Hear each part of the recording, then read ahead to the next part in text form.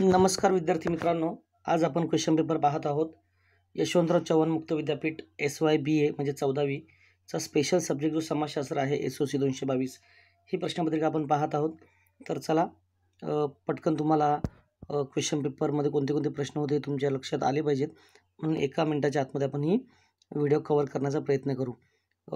उद्दिष्ट एवढंच आहे की प्रश्न चांगले वाचा, उत्तरं घरी बनवण्याचा प्रयत्न करा आणि पेपर लिहून चांगले मार्क्स पाडण्याचा प्रयत्न करा. सो क्वेश्चन 1 मध्ये बघाल तुम्ही औद्योगिकीकरणावर 2-3 प्रश्न आहेत, शहरीकरणावर आहेत, आधुनिकीकरणावर आहेत.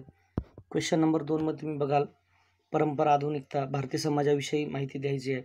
बलुतेदारी पद्धत काय होती याचं मूल्यमापन करायचं आहे. भारतातील शेतीचा ऱ्हास का झाला हे सगळ्यांनाच माहिती आहे. संयुक्त कुटुंबाची वैशिष्ट्य काय हेही स्पष्ट करायचं आहे. नंबर 3 ला बघा कुटुंब विघटन, प्रत्येकाला माहिती आहे. कुटुंब विभागलं गेल्यानंतर काय होऊ शकतं. सामाजिक चळवळीवर 2-3 प्रश्न विचारले गेलेले आहेत. त्याच्यानंतर आर्य समाज चळवळीचे मुख्य आधार तत्त्वे काय, यासाठी थोडं तुम्हाला वाचावं लागेल, हे लक्षात ठेवायचं आहे. क्वेश्चन नंबर 4 मध्ये गांधीजींची अस्पृश्यता निवारण जी चळवळ होती त्याची वैशिष्ट्ये तुम्हाला थोडक्यात एका पानामध्ये स्पष्ट करायची आहेत. महात्मा फुलेंविषयी थोडीशी माहिती लिहायची आहे. हरित क्रांती, आता ही हरित क्रांती म्हणजे तुम्हाला बऱ्यापैकी माहिती असेल, आपलं जे पंचवार्षिक शेती आधारित पंचवार्षिक योजना जी नेहरूंच्या काळात आणली गेली त्यावेळेस हे ठरलं.